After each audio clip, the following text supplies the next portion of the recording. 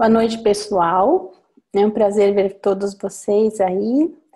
É uma aventura bem gostosa passear pela Grécia, por Roma e ver os cultos dos mistérios e ver o quanto Melquisedeque foi feliz nessa auto-outorga dele.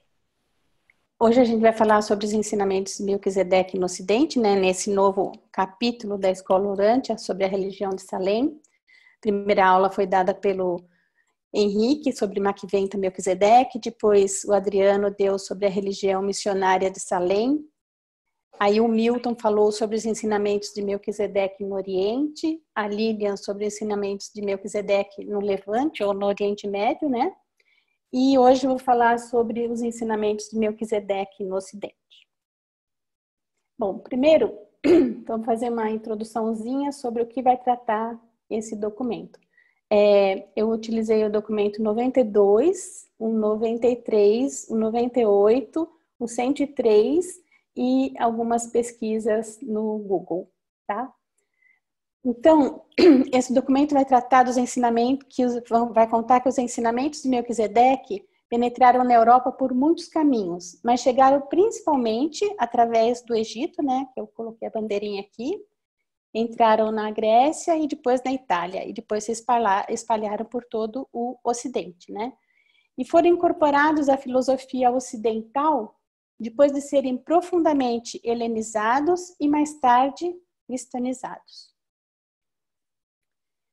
Durante um longo tempo na Europa, os missionários de Salem levaram adiante as suas atividades, tornando-se gradualmente absorvidos por muitos dos cultos e grupos de rituais que surgiam periodicamente. Os filósofos cínicos foram os que mantiveram os ensinamentos de Salem na sua forma mais pura. E esses pregadores da fé e da confiança em Deus estavam ainda funcionando na Europa romana no primeiro século depois de Cristo, sendo mais tarde incorporados à nova religião cristã que estava em formação. Aqui, a gente tem uma pintura, né, de Edwin Henry sobre Diógenes e Alexandre o Grande. Então, tem uma história bastante interessante, que vocês sabem, né, Alexandre o Grande, Alexandre Magno, ele era um conquistador, né, o rei da Macedônia, e conquistou quase que a Europa inteira. E ele foi educado por Aristóteles, que era um filósofo grego. E ele ficava encantado com as histórias sobre Diógenes de Sinope, que era esse senhor peladinho aqui.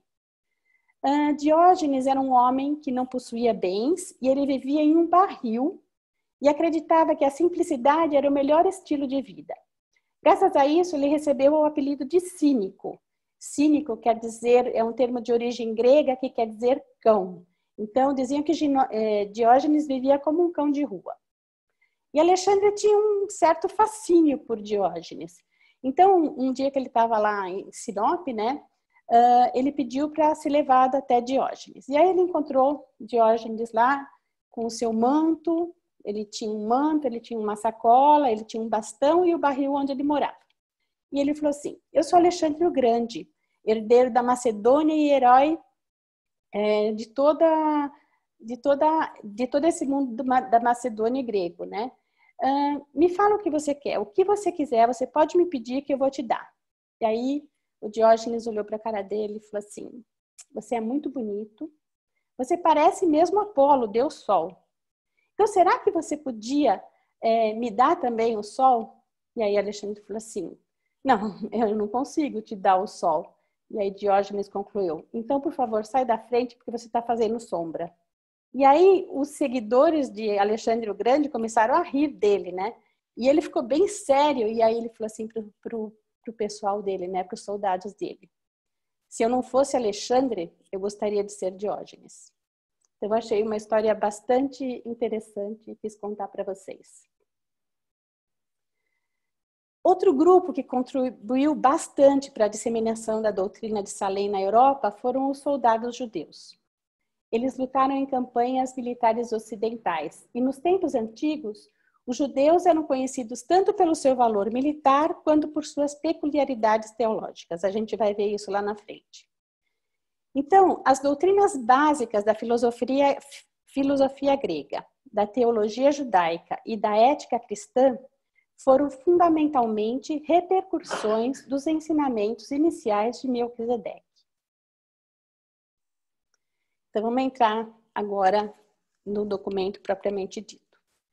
A religião de Salém entre os gregos. Aqui tem uma imagem, né, do Paternum, templo dedicado a Palas Atenas, em Atenas.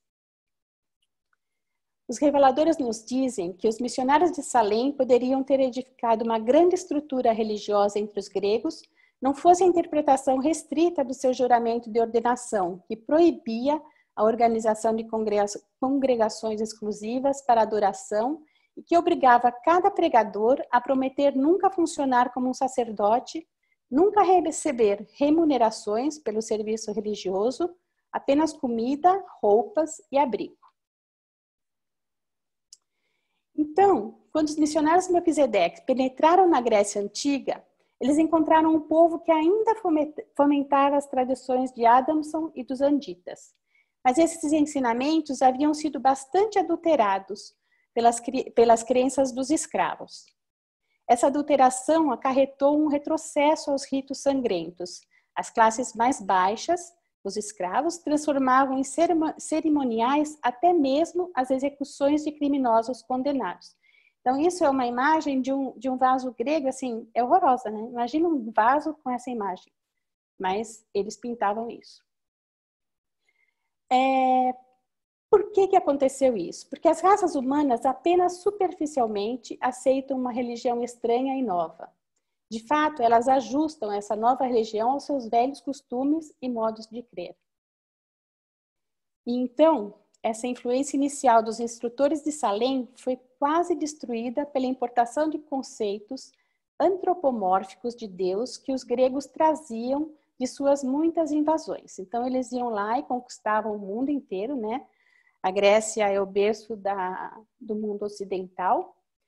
E nessas invasões, eles traziam a cultura dos outros povos também, acabava influenciando na cultura grega. E essa importação inaugurou a evolução da família grega de deuses e deusas. Essa nova religião grega baseou-se parcialmente nos cultos dos invasores bárbaros helênicos, mas também incorporou os mitos dos habitantes mais antigos da Grécia. Bom, os gregos eram politeístas e adeptos do antropomorfismo. O que é isso? Seus deuses eram representados sob a forma humana em absoluta perfeição. Então, de acordo com a mitologia, os deuses possuíam todas as qualidades e defeitos dos mortais. E porque eles eram deuses, essas virtudes e esses defeitos eram também em proporções divinas, ou seja, descomunais. Os deuses eram guerreiros violentos e vingativos, sujeitos ao ciúme, à inveja, à soberba, ao amor, ao ódio e à luxúria. A trindade máxima de deuses era composta por Zeus, o senhor da terra e do céu, por Poseidon, o senhor dos mares e dos ventos, e por Hades, o senhor do mundo inferior e dos mortos. O Monte Olimpo era considerado a morada dos deuses sob a presidência de Zeus, que era o deus mais importante, o deus dos deuses. Eu acho que quem vai falar do judaísmo é o Neemias, eles eram enoteístas. O que é enoteísmo? É a mesma coisa que os gregos também eram. Eles tinham um panteão de deuses, né? Mas um deles, no caso os Zeus, era o mais importante de todos os deuses. Ele que mandava lá no Olimpo. E nas invasões, os gregos encontraram o mundo mediterrâneo amplamente dominado pelo culto da mãe. E eles impuseram a esses povos do Mediterrâneo o seu deus homem, Daios Zeus, o deus principal de todo o panteão grego de deuses subordinados. Então, eu encontrei aqui uma estátua dessa deusa mãe, né, que era cultuada no Mediterrâneo. E aqui, essa estátua que está lá no Louvre, essa escultura de Zeus. Então, como consequência, desenvolveu-se logo a crença popular nos deuses felizes e despreocupados do Monte Olimpo. Eles vieram aqui a passeio. Os deuses mais humanos do que divinos, e deuses que os inteligentes gregos nunca levaram assim tão a sério. Eles nunca amaram imensamente, nem temeram intensamente essas divindades da sua própria criação. Eles tinham um sentimento patriótico e racial por Zeus e por toda a sua família, mas dificilmente eles os reverenciavam ou os adoravam. Então aqui mais uma escultura de Zeus e de Hera, que era a esposa dele. A mitologia grega era mais estética do que ética. A religião foi a mãe de grande parte da cultura não religiosa. A escultura originou-se na moldagem dos ídolos, a arquitetura na construção dos templos, a poesia nos encantamentos, a música nos cânticos para os cultos, o drama nos ritos para se guiar os espíritos e a dança nos festivais sazonais de adoração. Então, a religião grega foi útil por retratar um universo governado por um grupo de deidades. Contudo, a moral, a ética e a filosofia gregas logo avançaram muito mais do que o conceito que eles possuíam de um deus. Então, aconteceu uma desarmonia entre o crescimento intelectual e o espiritual. E isso foi perigoso para a Grécia, assim como foi na Índia, que acho que foi o Milton que já falou sobre isso. Aqui outra pintura, o Concílio dos Deuses de Rafael. Isso, se eu não me engano, está lá no Vaticano. Então, aqui está, essa figura é a de Zeus, essa de Hera, aqui é Poseidon, o Netuno, aqui Hades, aqui é Mercúrio, ou na mitologia grega é Hermes, e por assim vai.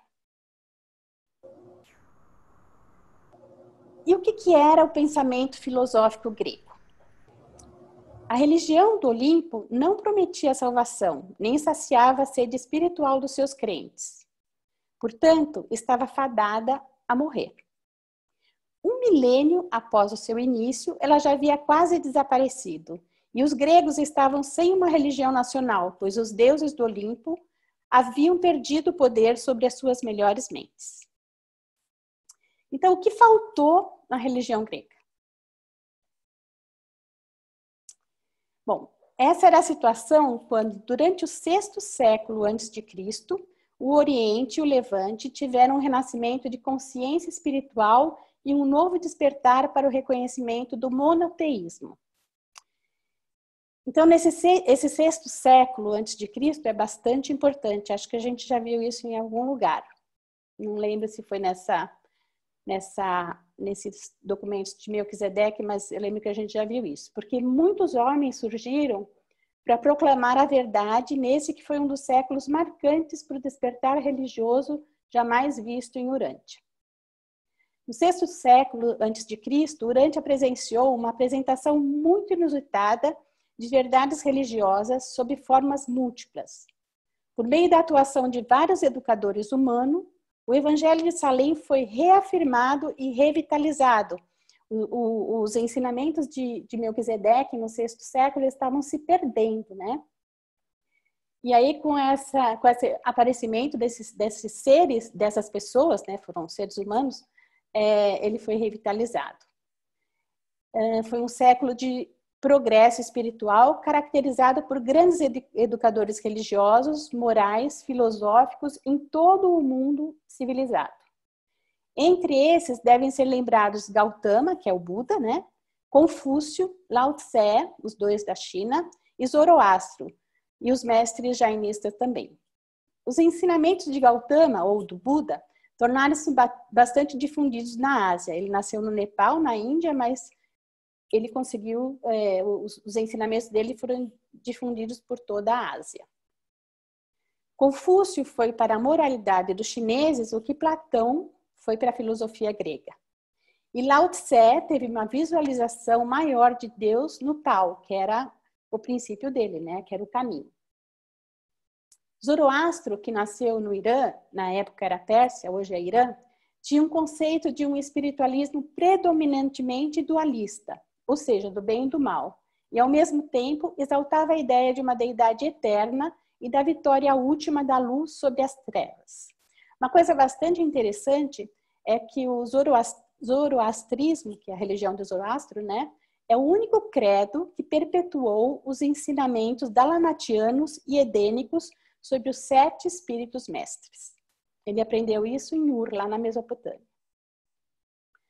Bom, apesar do aparecimento desses mestres, né, O Ocidente não partilhou desse novo desenvolvimento, porque nem a Europa e nem a África, o norte da África, participaram de um modo importante desse renascimento religioso.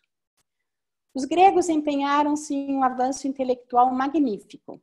Eles haviam começado a controlar o medo e não mais buscavam a religião como um antídoto para ele. Mas ainda não haviam percebido que a verdadeira religião cura a fome da alma, cura a inquietação espiritual e o desespero moral. Eles buscavam o consolo da alma no pensar em profundidade, na filosofia, né? E na metafísica.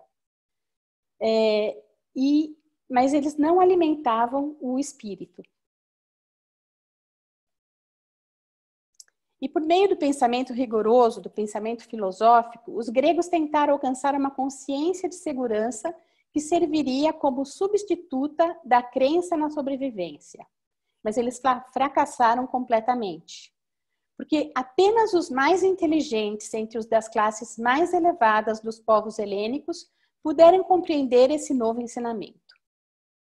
As fileiras da massa, que eram a progênie escrava das gerações anteriores, elas não tinham capacidade para receber esse novo substituto para a religião, que era a filosofia. E por seu lado, né, de um outro lado, os filósofos desdenhavam todas as formas de adoração.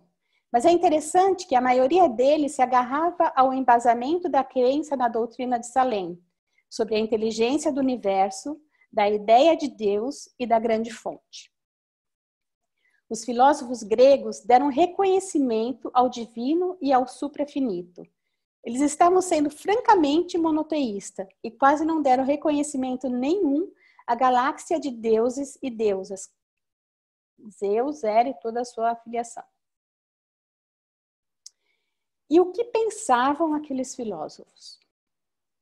Xenófanes ensinou sobre a existência de um só Deus, mas o seu conceito de deidade era por demais panteísta para que chegasse a ser um pai pessoal para o homem mortal. Então, a classe de homens comuns não conseguia absorver isso.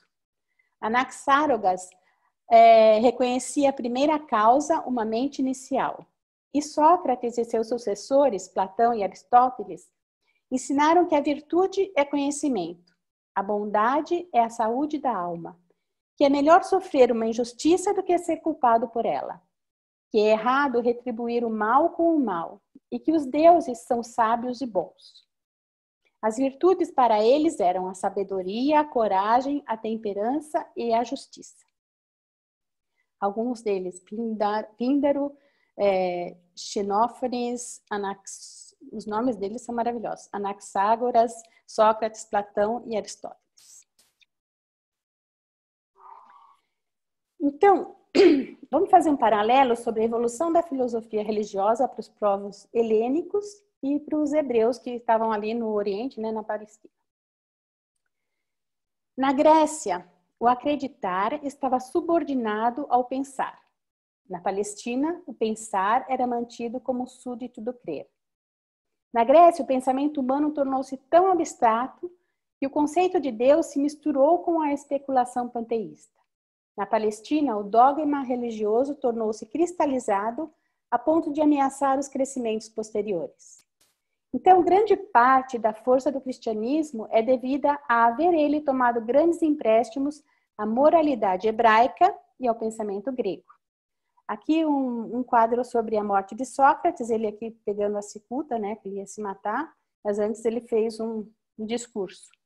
Esse quadro está lá no MoMA, em Nova York.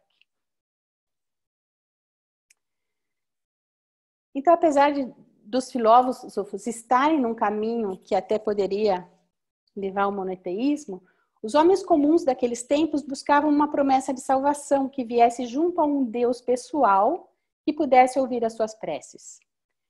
Os gregos exilaram os filósofos e perseguiram os remanescentes missionários de Salem, porque tanto a filosofia grega quanto os ensinamentos de Salem estavam meio que misturados, né?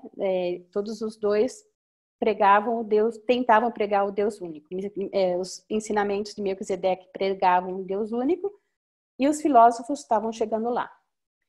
E esse homem comum, né, daqueles tempos, mergulhou nos cultos dos mistérios que então se espalhavam pelas terras do Mediterrâneo. Mais um detalhe de um vaso grego, aqui Hades oferecendo uma romã a Perséfone. Depois eu vou falar disso lá na frente. Então, o que era o culto dos mistérios? E o mais famoso deles, os mistérios eleusis. Os mistérios eleusis, de Eleusis, que é uma cidade, né, eram ritos de iniciação ao culto das deusas agrícolas e da fertilidade, Deméter e sua filha Perséfone.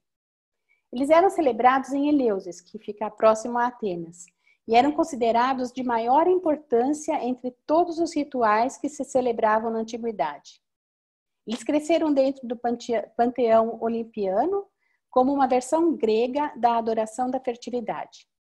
Também existiam outros mistérios, que era o de adoração a Dionísio, que era o deus do vinho e da fertilidade também, e o outro de adoração a Orfeu, cujas pregações morais e promessas de salvação foram um grande atrativo para tantos. Aqui uma escultura do rapto de Perséfone, aqui é Hades, o deus do submundo, e aqui é Perséfone, feita por Bernini, em 1622, está lá em Roma, na Itália. Todos os anos, uma parcela privilegiada da sociedade grega se reunia em locais de grande poder energético para reensinar o rapto de Perséfone, entre fevereiro e abril, e seu resgate pela sua mãe Deméter entre setembro e outubro. Na cerimônia do resgate, o que se vivia ali, naqueles locais, era uma experiência única, com potencial, segundo dizem, de mudar completamente a vida e a visão de mundo desses participantes. No entanto, ninguém podia revelar para o mundo externo o que estava sendo vivido ali. Até hoje tem até alguns filmes que falam sobre isso, né? E a maçonaria também dizem que revive esses mitos. O ritual encontrava expressão na lenda da deusa Deméter e sua filha Perséfone, raptada por Hades, rei do mundo inferior. Deméter, ao tomar conhecimento do rapto da sua filha, né, de Perséfone, ela ficou tão amargurada, tão enlouquecida, e deixou de cuidar das plantações aqui na terra e dos homens, né? Ela havia ensinado a agricultura para os homens e ela deixou tudo de lado para sair atrás da Perséfone. E os homens estavam morrendo de fome, segundo a lenda, até que Zeus, que havia permitido que seu irmão raptasse Perséfone, resolveu encontrar uma forma de reparar o mal cometido. Decidiu então que Perséfone deveria voltar à terra durante 6 meses para visitar sua mãe, e os outros 6 meses passaria com Hades no submundo. O mito simboliza o lançar as sementes à terra e o brotar de uma nova colheita, uma espécie de morte e ressurreição. Era isso que era encenado. Bom, toda a Grécia envolveu-se nesses métodos de alcançar a salvação e nesses cerimoniais emocionais e ardentes, para não falar outra coisa. Nenhuma nação jamais atingiu tais alturas de filosofia artística em um tempo tão curto. Nenhuma nação jamais criou um sistema suficientemente avançado de ética, praticamente sem deidade e inteiramente desprovido da salvação humana. Mas também nenhuma nação jamais submergiu tão rápida, profunda e violentamente em tais abismos de estagnação intelectual, de depravação moral e de pobreza espiritual, como esses mesmos povos gregos, quando eles se arrojaram nesse redemoinho enlouquecido dos cultos dos mistérios. Isso quem está falando é o Melquisedeque, que faz esse documento, tá? Que revela o documento 98. Então, diante disso, a gente pode perceber aqui, tirar algumas conclusões. As religiões têm resistido longamente sem sustentação filosófica, mas poucas filosofias têm perdurado muito sem alguma identificação com a religião. O estado humano ideal é aquele em que a filosofia, a religião e a ciência estão fundidas em uma unidade significativa por meio da ação conjunta da sabedoria, da fé e da experiência. Se a filosofia quisesse prestar um serviço maior à ciência, tanto quanto à religião, ela deveria evitar tanto os extremos do materialismo quanto os do panteísmo.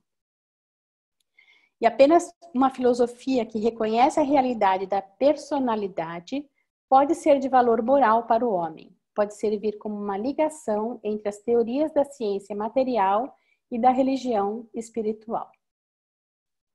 A gente vai entrar no terceiro tópico, que fala dos ensinamentos de Melquisedeque em Roma. Então, a Grécia era maravilhosa, com a sua filosofia, um grande povo, etc. Mas, militarmente, a Grécia havia entrado num declínio total, tanto que os romanos conquistaram todo o seu território a partir de 168 a.C.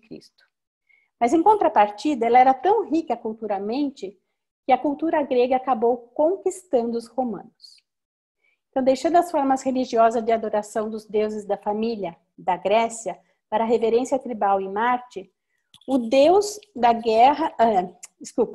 Era natural que a religião posterior dos romanos fosse mais uma observância política do que eram os sistemas intelectuais gregos e brâmanes.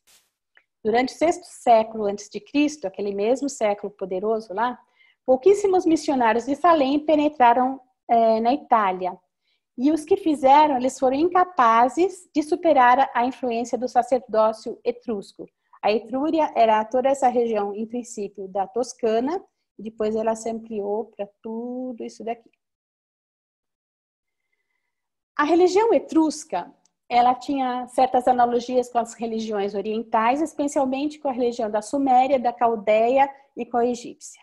Era uma religião politeísta e se baseava em 4 livros que eram chamados de Etrusca Disciplina.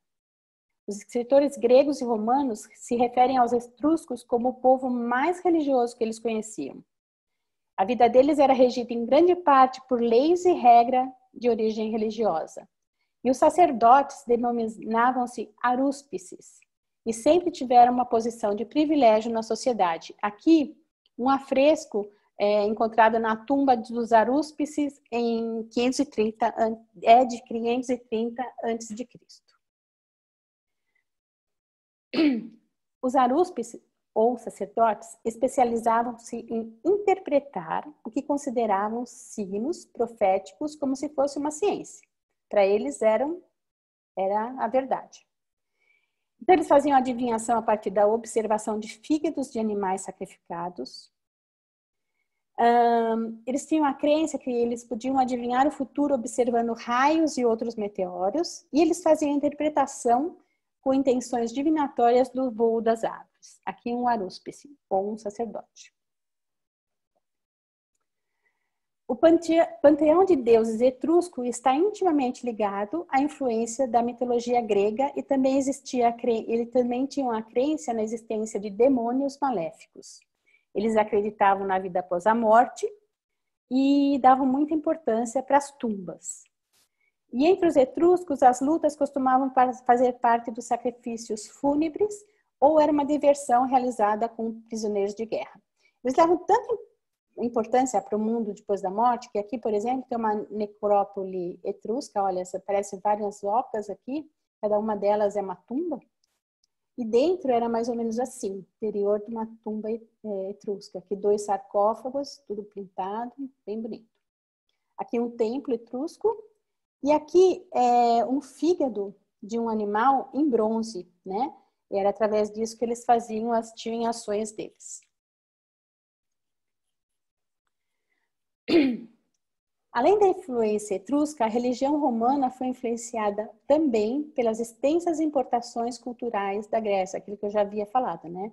A Grécia conquistou Roma, o Império Romano, através da sua cultura. A maior parte dos deuses do Olimpo foi incorporada ao panteão latino. Então, por exemplo, os gregos adoravam Hestia, que era a deusa da família. Os romanos começaram a idolatrar Vesta, que é a mesma deusa, só com um nome diferente. Zeus tornou-se Júpiter, Afrodite Vênus, Dionísio Baco, e assim por diante, com todas as deidades do Olimpo. A iniciação religiosa dos jovens romanos era a consagração solene do serviço ao Estado. Os juramentos e a admissão à cidadania eram cerimônias religiosas. Os romanos mantinham templos, altares, santuários e, em uma crise, eles consultavam os oráculos. E eles preservavam os ossos dos heróis e, mais tarde, preservaram os dos santos cristãos. Então, aqui um oráculo que fica na frente de uma igreja, não me lembro, chama Boca della Verità. E aqui o Coliseu de Roma, que é uma das maiores obras arquitetônicas do Império Romano. O Estado romano era politicamente conquistador, mas foi conquistado pelos cultos, rituais, mistérios e conceitos do Deus do Egito, da Grécia e do Levante. Esses cultos importados continuaram a florescer em todo o Estado romano até a época de Augusto, do imperador Augusto, que constituiu o culto imperial, que consistia assim: um imperador falecido, considerado digno de honra, podia se tornar uma divindade do Estado romano através de uma cerimônia de apoteose concedida pelo Estado. Aqui Marco Aurélio, conduzindo um sacrifício no templo de Júpiter, que é Zeus. Como é que isso começou? Como é que esse culto de Augusto começou? Um dos sacerdotes da religião estatal contou a Augusto sobre as tentativas anteriores dos missionários de Salém de disseminar a doutrina de um Deus único, uma deidade final dominando todos os seres sobrenaturais. O que ele fez? Ele adotou essa ideia e passou a construir muitos templos com belas imagens, reorganizou o sacerdócio, restabeleceu a religião do Estado e apontou a si mesmo como o mais alto sacerdote dentre todos. E como imperador, não hesitou em proclamar-se o Deus Supremo. Mole, né? Essa nova religião, a da adoração de Augusto, floresceu e foi observada em todo o Império durante a sua vida, menos na Palestina, o lar dos judeus. E a gente vê isso quando da vinda de Jesus aqui na Terra, né? Aqui em Urântia, quando a gente lê o documento número 4, a gente vê isso. Então, o que era agora? Vamos falar dos cultos dos mistérios, né? Aquela imersão que os gregos e os romanos fizeram nesse culto dos mistérios.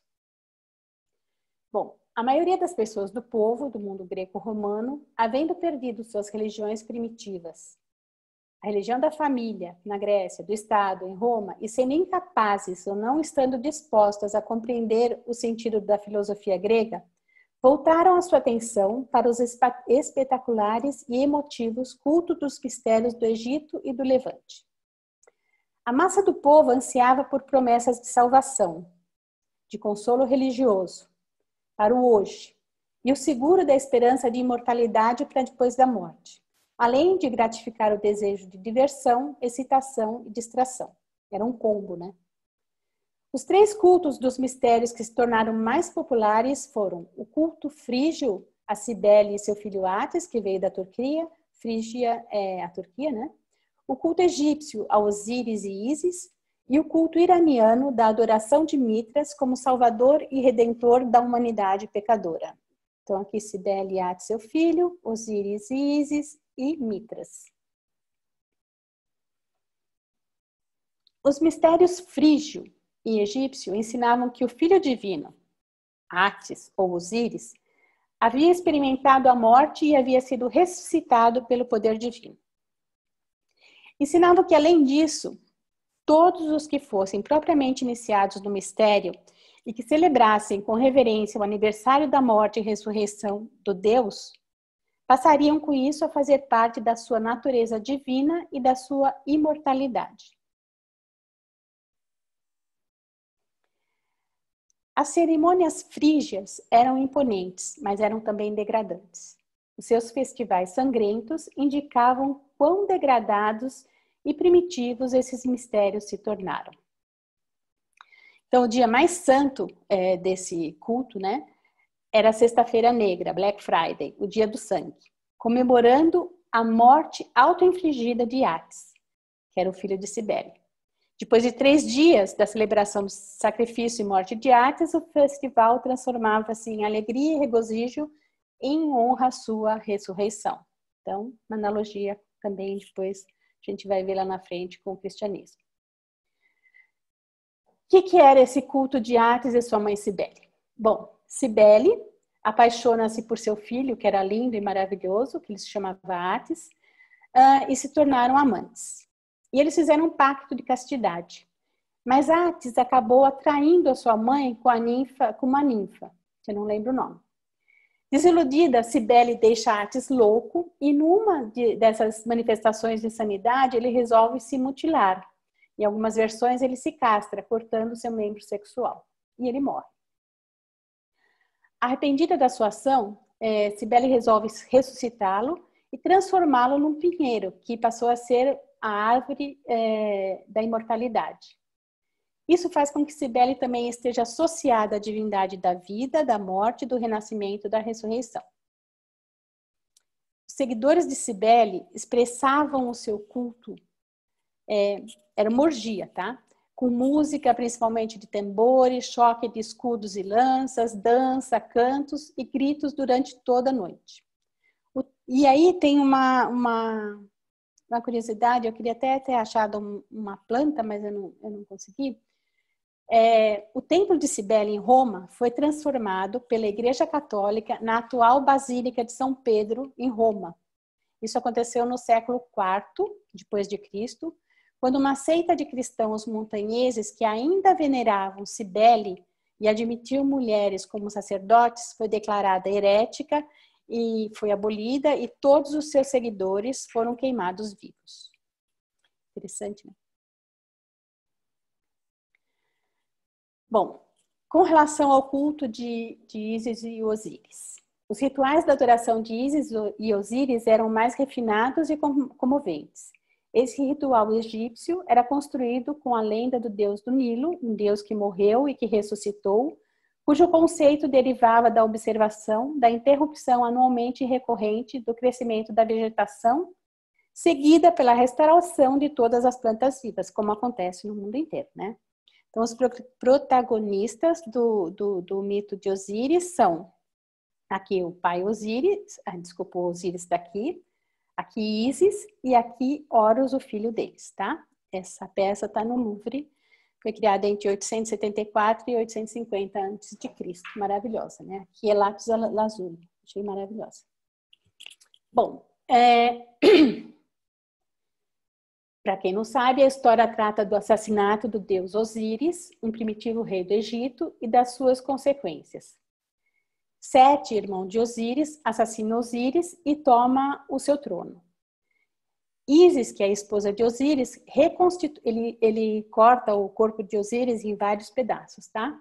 E daí a Ísis vai lá e reconstitui o corpo do marido e acaba acontecendo a concepção póstuma, né? Uma concepção póstuma, e ela dá à luz a um filho, que é Horus.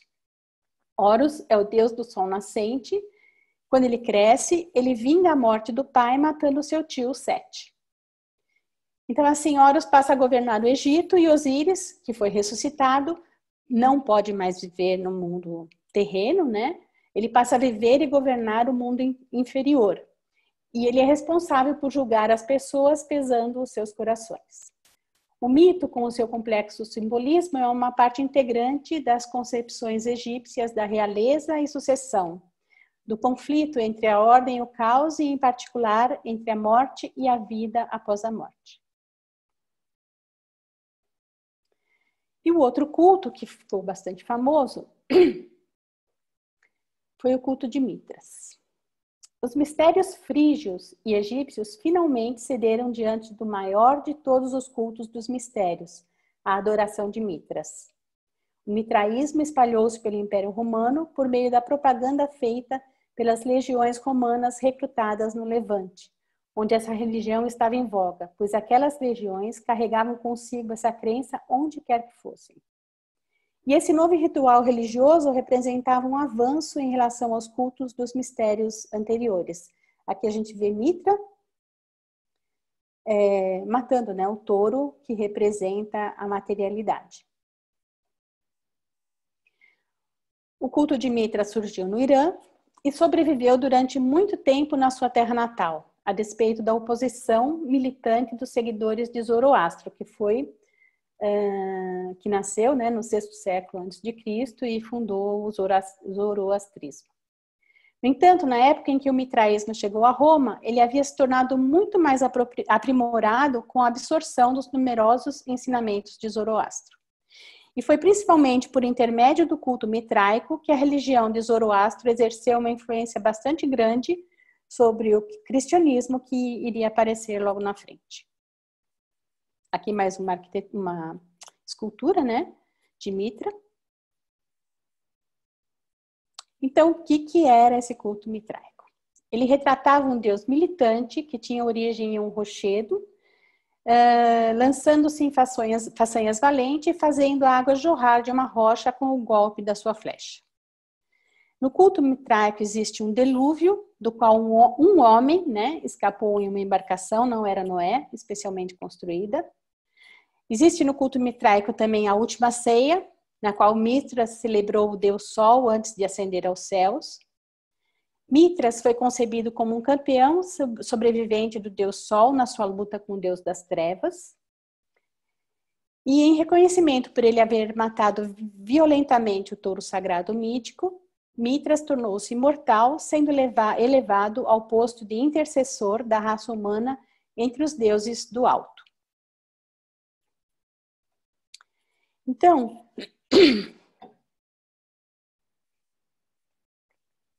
aqueles que aderiram a esse culto, eles adoravam em cavernas e em outros locais sagrados, eles cantavam hinos, murmuravam palavras mágicas, comiam a carne dos animais sacrificados, e eles só comiam carne nesses rituais, tá?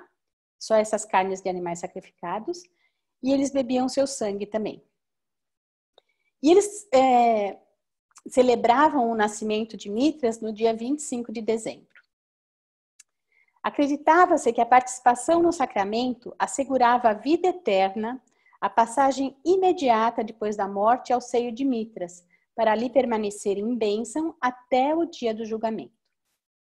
No dia do julgamento, as chaves mitraicas do céu abririam os portões do paraíso para receber os fiéis, depois do que todos os não batizados entre os vivos e os mortos seriam aniquilados com o retorno de Mitras à terra. Era ensinado também que quando morria um homem, ele comparecia diante de Mitras para o julgamento e que ao fim do mundo, Mitras convocaria todos os mortos dos seus túmulos para o dia do julgamento e que os maus seriam destruídos pelo fogo e os justos reinariam com Mitras para sempre. Então, a gente consegue fazer um paralelo bastante grande, né, com o cristianismo. Né? Tem muita coisa que bate e a gente vai falar disso já já. A princípio, essa era uma religião apenas para os homens, mas mais tarde, as esposas e as filhas dos crentes foram admitidas aos templos da Grande Mãe, que eram contíguos aos templos mitraicos. Então, lembra que o templo de Cibele foi destruído ali e no lugar foi construída a Basílica de São Pedro. O culto das mulheres era uma mistura do ritual mitraico e das cerimônias ao culto frígio de Cibele, a mãe de Atis. Então, vamos ver esse paralelo entre o mitraísmo e o cristianismo. Antes do aparecimento dos cultos dos mistérios e de cristianismo, a religião pessoal dificilmente desenvolvia-se como uma instituição independente. Os gregos helênicos nunca fizeram evoluir um sistema centralizado de adoração. O ritual deles era local e eles não tinham um sacerdócio nem um livro sagrado. Como sucederia aos romanos, as suas instituições religiosas careciam de um grande impulsor poderoso para a preservação de valores morais e espirituais elevados. Então, é verdade que a institucionalização da religião em geral depreciou a sua qualidade espiritual. Mas também é verdade que nenhuma religião teve êxito, até essa época, né, em sobreviver sem a ajuda de uma organização institucional, de uma igreja. A religião ocidental, então, definhou até os tempos da grande disputa entre o mitraísmo e a nova religião de Paulo, o cristianismo. Por quê? Paulo, toda a sua adolescência, ele foi mitraísta. Ele seguia o culto mitraico. E durante o 3º século depois de Cristo, veja como o mitraísmo tinha uma força bastante grande, né? Porque durante o 3º século depois de Cristo, as igrejas mitraicas e as cristãs eram muito semelhantes, tanto na aparência quanto pelo caráter dos ritos. E tinha gente que participava das duas. Aqui, no interior de um mitreu, em Santa Prisca, né? Bastante parecido com uma igreja católica. Era a prática dos adoradores mitraicos, ao entrar no templo, mergulhar os seus dedos na água benta. E já que em alguns distritos havia aqueles que durante algum tempo pertenceram às duas religiões, eles introduziram esse costume, e muitos outros, na maioria das igrejas cristãs na vizinhança de Roma. Ambas as religiões empregavam o batismo e partilhavam o sacramento do pão e do vinho. E a grande diferença entre o mitraísmo e o cristianismo, a parte o caráter de Mitras e o caráter de Jesus, era que o mitraísmo encorajava o militarismo, enquanto que o cristianismo era ultrapacifista, assim como Jesus. E por fim, a fé nominalmente cristã dominou o Ocidente. A filosofia grega supriu os conceitos de valor ético. O mitraísmo, o ritual da observância e da adoração, que estava faltando, né?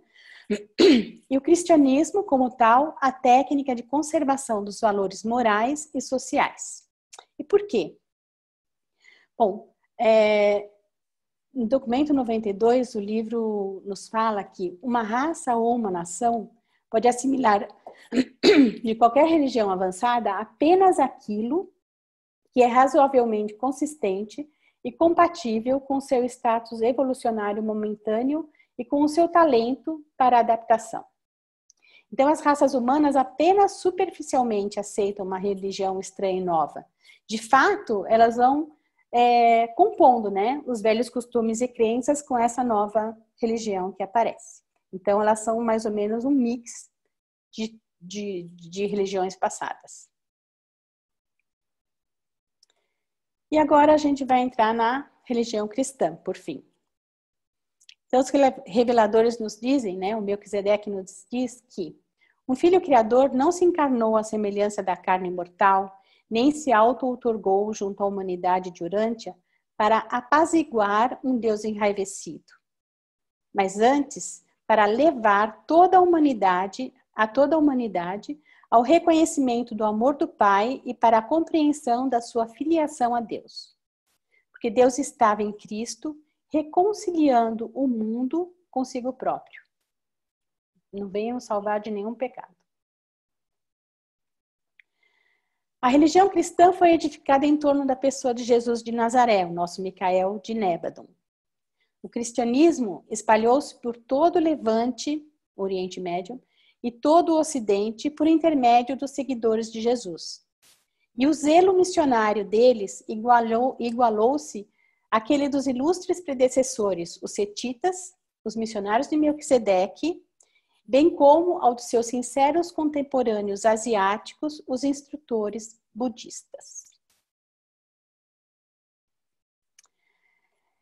Então, a gente pode perceber que a religião cristã, como um sistema urantiano de crença, surgiu por meio da composição de alguns ensinamentos, de algumas influências, de credos, de cultos e mesmo de atitudes de pessoas individuais. Então, o que foram eles? Primeiro, os ensinamentos de Melquisedeque, que são um fator básico em todas as religiões do Ocidente e do Oriente, surgidas nos últimos 4.000 anos. Aqui, um quadro que está no Museu do Prado, né? De Melquisedeque e Abraão. Maravilhoso. Segundo, o sistema hebraico de moralidade, eles eram bastante rígidos, né? De ética, de teologia e de crença, tanto na providência quanto no Supremo Yahvé, Yod Rei, Vod Rei. E aqui está Moisés. Terceiro, pela concepção zoroastriana da luta entre o bem e o mal, né? O bem cósmico e o mal, e já havia deixado a sua marca tanto no judaísmo quanto no mitraísmo. Aqui Zaratustra, a pintura de Rafaelo. Também influenciou os cultos dos mistérios, especialmente o mitraísmo, mas também a adoração da Grande Mãe no culto frígio, né, no culto turco de Cibele, a mãe de Hades. Até mesmo as lendas do nascimento de Jesus em Urântia tornaram-se matizadas pela versão romana do nascimento miraculoso, né, do salvador iraniano Mitras, cujo advento na Terra supôs ter sido testemunhado apenas por um punhado de pastores trazendo presentes, assim como se conta de Jesus. Quinto fato bastante importante, né, a influência, foi o fato histórico da vida humana de Jesus, Joshua ben José, a realidade de Jesus de Nazaré como Cristo glorificado, Filho de Deus. Sexto, o ponto de vista pessoal de Paulo de Tarso, que foi quem fez a religião de Jesus, né, na verdade, ali, juntamente com os apóstolos. Então, e de onde ele trouxe tudo isso, né? Por que a gente vê tanto paralelo da religião católica, principalmente, com o mitraísmo? Porque o mitraísmo foi a religião dominante de Paulo durante a sua adolescência. E até ele nem sonhava que as suas bem-intencionadas cartas, né, aos seus convertidos iriam algum dia ser considerada pelos cristãos como a palavra de Deus, assim como está na Bíblia. E por fim, o pensamento filosófico dos povos helênios, na Alexandria, no Egito, né, na Antioquia, na Turquia, na Grécia, em Siracusa e em Roma. Porque a filosofia dos gregos estava mais em harmonia com a versão de Paulo para o cristianismo do que qualquer outro sistema religioso da época, e tornou-se um fator importante para o sucesso do cristianismo no Ocidente. A filosofia grega, ligada à teologia de Paulo, forma a base da ética europeia. E o cristianismo de hoje tornou-se uma religião bem adaptada aos costumes sociais. Ele deixou há muito de ser a religião de Jesus, é verdade, embora ainda retrate valentemente uma bela religião sobre Jesus.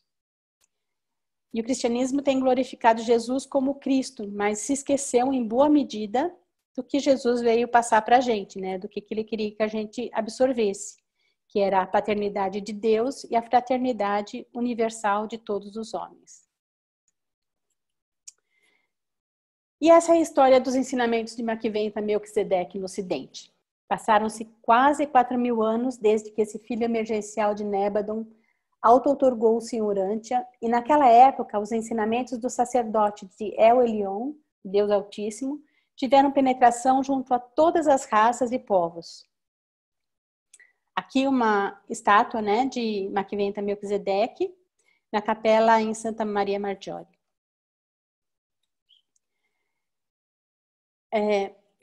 Melquisedeque inaugurou a terceira revelação da verdade em Urântia. Os preceitos cardinais dos seus ensinamentos foram a confiança e a fé. Ele ensinou a confiança na beneficência onipotente de Deus e proclamou a fé como um ato por meio do qual os homens ganham o favorecimento de Deus.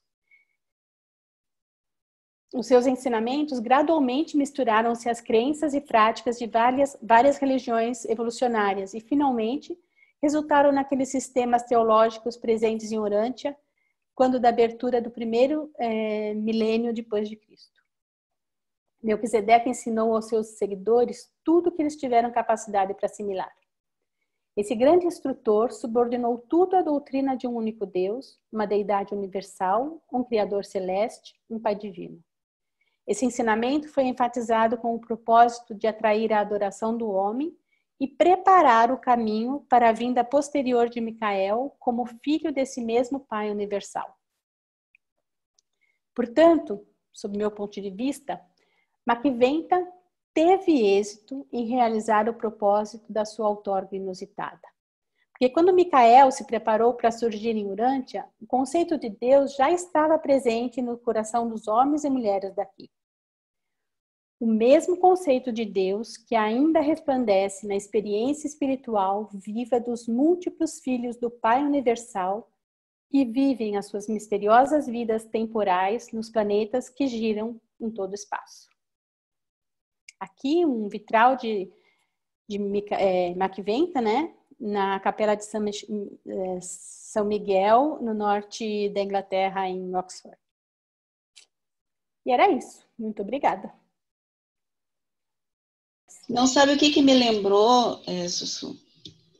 Que existe dentro da ufologia, existe uma teoria, né, vamos dizer assim, e a primeira vez que eu ouvi, assim, e eles, ao pesquisarem tudo, que eles acham que foi um extraterrestre que veio e trouxe todas essas religiões. Todas as religiões que existem no mundo, então foi esse extraterrestre que veio. Só que dentro do livro de Urântia, né, esse extraterrestre, entre aspas... Melquisedeque. Não, seria, a princípio, eu acredito, seria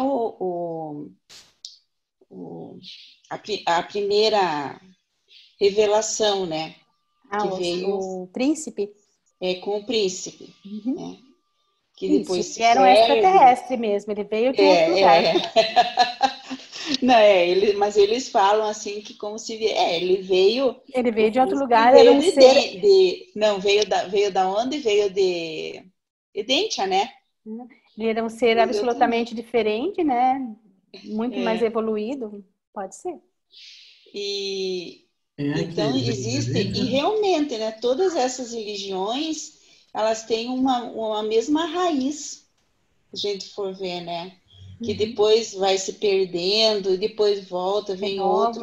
E daí Melquisedeque veio. E depois você vê como que 600 anos antes de Cristo estava assim meio nebuloso de novo o negócio. Estava nebuloso, tudo estava se perdendo, então acontece uma coisa que nem os reveladores sabem muito bem explicar, como é que foi feito isso, mas aparecem vários mestres e instrutores para ver se retomava, né, os ensinamentos de Melquisedeque. Então, e realmente aconteceu, né? Porque ainda existiam muitos dos ensinamentos. Então, essa questão da ufologia, que é uma teoria ou então um ponto de interrogação, ela é respondida no livro de Urântia. É muito interessante, né? Assim, daí com seres supra-humanos, né? Não precisamos chamar de extraterrestre, mas são seres supra-humanos, etc. Então, eu acho muito legal, assim, sabe, de ver. E toda a consistência da história que eles contam, tudo se encaixa ali, né? Então, o que eu fiz, assim, a minha apresentação está muito maior, porque ela é tão rica, assim, tem tanta coisa para falar, que aí, ontem eu diminuí ela para esse tanto, que ficou um tantão ainda. Mas eu pedi para o Nemias colocar lá no site da escola a apresentação original, que é a grande. Então, tem bastante pesquisa, se vocês quiserem olhar, tem bastante coisa para ver, que eu não consegui falar nesse tempo aqui. E a apresentação é assim, a gente vai diminuindo. Dá uma dó no coração, né? Com dó no coração, né? Oi. Na sequência, queria saber, pode ser agora? Pode. Essa deusa Frígia, ela tem... Cibele. Então, ela tem alguma conexão em comparação com Nossa Senhora? No sentido de ter gerado filho com a ajuda, digamos, de uma divindade, etc. Qual é a conexão? Porque eu vi que no cristianismo tem muita coisa do culto mitraico, a começar pelos rituais, enfim. E agora, com a tua apresentação, ficou fácil de entender. O cristianismo absorveu muito do culto mitraico. Por causa de Paulo, né? Exatamente, por causa de Paulo, que fez concessões enormes, e fez concessões para a Grécia, fez concessão para os iranianos, fez concessão para os turcos, enfim, o cristianismo é uma soma de tudo isso e evoluiu bastante, até porque fez essas concessões. Agora, especificamente, eu não sabia desses sacerdotes da Itália, lá de Roma, esse nome eu vi pela primeira vez hoje, achei fantástico, provavelmente na tua apresentação mais completa, deve ter até mais notícia do que você falou. Uhum. Me interessou muito esses sacerdotes. Os aurípses? Aurípsis, esse nome nunca tinha ouvido na minha vida, para ser bem sincero. Olha, eu já li muita coisa por aí, mas esse nome eu nunca tinha ouvido. Podia falar um pouquinho mais sobre esses sacerdotes e um pouquinho mais desses acréscimos que essas religiões lá do Oriente trouxeram para o cristianismo, que prevalece até nossos dias? Bom, com relação aos etruscos, né, que os aurípses eram sacerdotes etruscos, eles eram muito mais divinatórios, né? Então eles dissecavam os animais e de alguma forma eles liam, né? Ou eles, que nem os turcos olham a borra de café, eles olhavam o fígado dos animais. Eles olhavam para o céu, né? Para os raios e trovões e para os ventos, e eles conseguiam decifrar alguma coisa. Eles faziam uma série de divinações, né? E eles eram bastante respeitados e tinham muitas regras. Então, eles foram importantes por isso, porque eles colocaram, enquanto que a Grécia deixava tudo meio solto, eles colocaram regras em toda a religião romana na época. Tá? Então, por isso que eles foram importantes. Eles tinham, se não me engano, a Etrusca Disciplina, era composta de 4 livros, né? Um que falava sobre como fazer as adivinhações, como fazer interpretações do fígado. Bom, tudo em cima disso. Eles eram bastante místicos, tá? A sua segunda pergunta foi com relação a Cibele, né? Que é do culto frígio, da Turquia. Ela eram rituais sangrentos, né? Ela não é Nossa Senhora, não tem uma analogia com Nossa Senhora, embora o culto da mãe, né? O culto da mãe, ele começa muito antes disso, né? No Mediterrâneo, que era aquela deusa que eu mostrei bem, bem primitiva. E ele foi se renovando e no Levante ele se transformou no culto a Cibele, que era a mãe de Átis. E que foi importado, que os romanos acabaram trazendo para si. Ela era a deusa da fertilidade e deusa da morte e da ressurreição também. No culto mitraico, eles meio que absorveram também esse culto da Turquia, tá? Então, assim, o culto mitraico era quase que exclusivamente para homem, masculino. Só os homens podiam entrar lá dentro. Com o passar do tempo, as mulheres começaram a ter um papel mais preponderante, e aí eles fizeram uma adaptação, e junto às igrejas mitraicas, eles construíam um templo a Cibele, ao lado. Então, as mulheres participavam desse culto à deusa mãe, que era Cibele. Mas não tinha a ver com Nossa Senhora. Foi essa a sua pergunta, se não me engano. Grato, foi isso que eu perguntei, sim. E o que ficou no cristianismo, isso tem lá na minha apresentação, eu não vou lembrar de todas, tá? Mas são várias coisas. Então, a água benta, a data de nascimento de Mitras, que é 25 de dezembro, que Paulo acabou passando para nós, né? A água benta. Incenso. Oi? Incenso. O incenso é aquelas lanternas. Isso, também existe.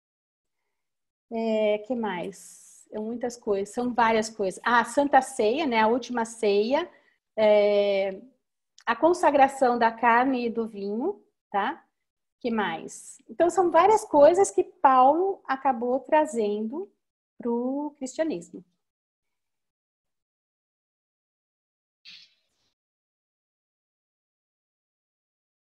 Mais alguém? Bem interessante essa tua apresentação, muito, muito rica assim, em termos de conteúdo e muito ilustrada também. Eu acho que, como meu tema vai ser as religiões do mundo, né? Uhum. Tem muitos assuntos afim, eu acho que eu vou mandar para ti ilustrar para mim. Pode mandar, eu adoro fazer isso. Muito bom. Obrigada. Eu posso perguntar? Pode, lógico. É que aqui, como eu estou aqui no Japão, ainda tem essas religiões, o budismo, né? Mas Buda, ele não é Deus. Não, é uma filosofia, então, né? Mas tem muito esses estátuas, né? Que utilizam nos templos para atrair pessoas, né? Tem muita superstição. Isso. Então, a minha pergunta é só para tirar a minha dúvida mesmo, no caso, se futuramente, né, me perguntarem, porque eu também fiquei na dúvida. Essas todas religiões antigas, que então essas pessoas, esses guerreiros, que eles colocaram como deuses, deuses, assim, o livro fala que nós somos Deus, porque nós temos o fragmento do Pai. Mas a forma como eles reverenciam esses deuses e proclamam deuses, eles fizeram como se colocassem o Pai na condição assim de um Deus criador de todo o universo. É assim que eles veem. Mas Deus que a gente conhece, ele é imortal. E esses deuses que eles colocam, eles eram mortais e eles morreram. E mesmo falando ressuscitado, que eles são deuses da ressurreição, eles nunca ressuscitaram. Então, essa é a minha dúvida. Porque quando fala um Deus, o cara morreu e se tornou Deus, mas o que ele trouxe? Então, eu fico na dúvida, o que significaria isso?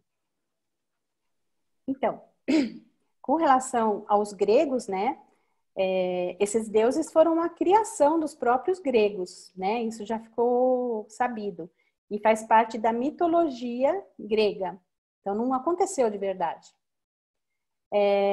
Osíris e Ísis também provavelmente fazem parte embora representasse um rei da época, né, um faraó, o Horus, mas ele provavelmente não existiu de verdade, faz parte de uma lenda, de uma mitologia, né? É uma analogia. Buda existiu e é reverenciado por muitos, eu sei,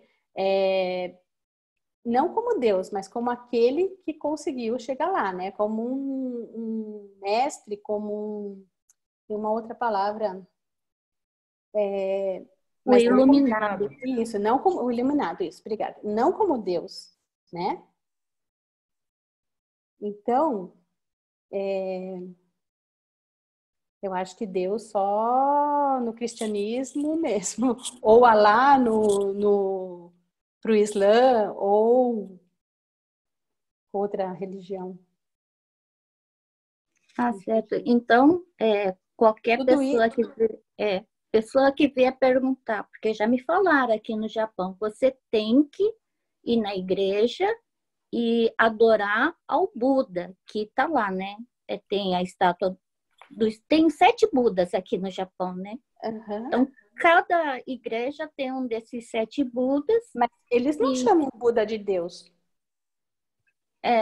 Bom, aqui fala Deus, mas em japonês, né? Fala Buda, que é o Deus aqui do Japão. Porque fala Kami-sama, né? Eles até escrevem, né, em diagrama chinês, né, o kanji, escreve Deus, que aqui se fala, né, traduzido seria Deus. Mas sabe a diferença de Deus, o único Deus que existe no universo, e o Deus que eles chamam o Buda de Deus. Então, é um Deus... É como se fosse um enoteísmo, né? Um Deus menos importante, vamos dizer assim. Embora seja bastante importante. Mas é um Deus, vamos dizer assim, entre aspas, menor do que o Deus, o Pai Universal. Seria o Pai Universal, um Deus, mas como ele está muito longe, então eles colocam o Buda como Deus que cuida os homens aqui da Terra. E essa é a crença deles. A crença deles, e eles me obrigam, né, nós que somos estrangeiros, estamos chegando, não, a cultura deles é essa, então você é obrigado a adorar. E dentro desses templos existem duas imagens de duas criaturas bem feiosas, muito feio.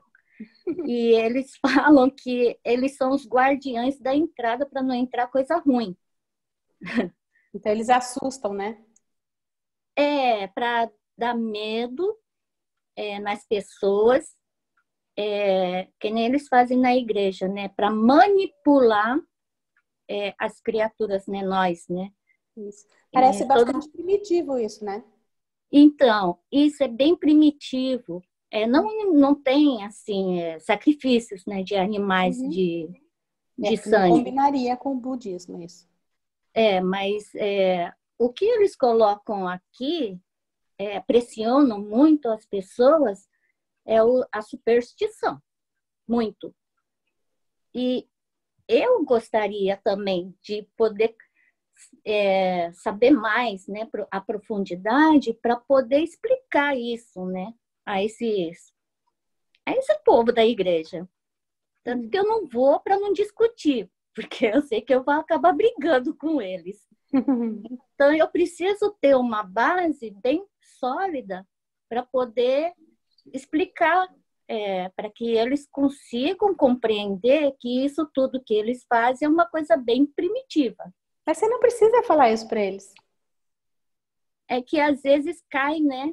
Começa a falar, a conversar, eu começo a ouvir tanta bobagem que acaba saindo naturalmente e acaba dando briga. Tá certo. Aí, você tem uma parceira. Eu não consigo ficar ouvindo tanta bobagem. Mas a gente tem que respeitar a religião dos outros, né? Isso tá escrito no livro de Urântia, que a gente tem que respeitar a religião do outro, né? Cada um tá num momento diferente e todos vão chegar lá, acreditando em Deus. Então, a gente tem que respeitar toda a bagagem que o outro traz, e porque nem a gente sabe a verdade total. A gente só vai ter a verdade quando a gente estiver lá na frente do Pai. Antes disso, ninguém sabe. Por isso que eu quero ter uma consciência, uma sabedoria mais profunda para poder responder as coisas que eles falam, né? E essa de Deus, que fulano, ciclano morreu e se tornou Deus, eu ainda não entendi como é que pode a pessoa morreu, se tornou Deus. Sim, o mestre Jesus morreu, mas ele enviou o Espírito da verdade. Então a gente tem que lembrar que isso é a crença desses povos e a gente tem que respeitar essa crença. Mas não tem quer dizer que seja verdade. Mas pode ter um caminhozinho assim, que a gente possa pegar umas brechas, colocar, introduzir um pouco mais, né? Um pouco da verdade em cima do que eles acreditam que seja verdade. Tá certo. Eu posso dar uma contribuição? Pode, por favor. Oi, Sandal. Quanto tempo a gente não se fala? Oi, muito tempo. Bem? Tudo bom? Que bom ouvir você e saber que você está bem. Tá. Eu tô em casa trancado. Assim como nós todos, né? Tá? Que bom. Eu entendi um pouco aqui do que você falou. Eu acho que você se sente meio incomodada com isso, pelo fato da gente ter assim uma concepção mais clara da revelação da verdade, e quando a gente vê o outro fazendo algo que é diferente disso, muitas vezes existem cultos que são esdrúxulos, né? A pessoa está ali ainda matando animais.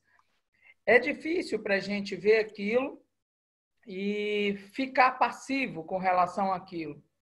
Mas o que a Su falou também é importante. Eu não posso fazer com que o culto da pessoa ele se torne para mim um empecilho de eu chegar próximo dela. O livro de Urântia, ele traz o seguinte: quando você chega com a luz, onde a escuridão, essa luz ela dissipa a escuridão. Então, o conhecimento da verdade, quando ele chega dentro de uma pessoa que não tem a verdade, ele vai começando a iluminar. Isso é um processo lento, vai demorar até essa pessoa ela se convencer daquilo, envolve crenças enraizadas, crenças que mexem muito com a parte emocional da pessoa, mexem muito também com uma questão existencial mesmo. Mas uma coisa é certa, a verdade ela nunca volta vazia. Ela vai chegar no coração daquela pessoa e ela vai começar a fazer o efeito que ela tem.